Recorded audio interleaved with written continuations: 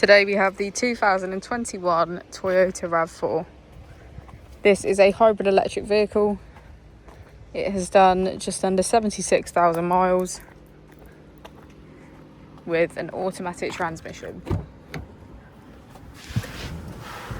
To the left of our steering wheel, we have voice control as a feature, as well as our automatic headlights.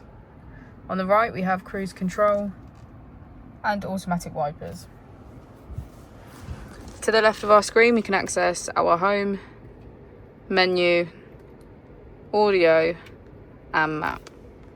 On the right, we have phone and setup.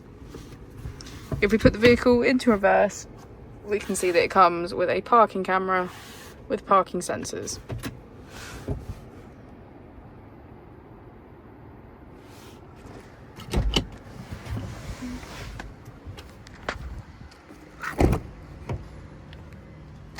As we go into the back of the vehicle, we can see that all of our seats have a black leather trim.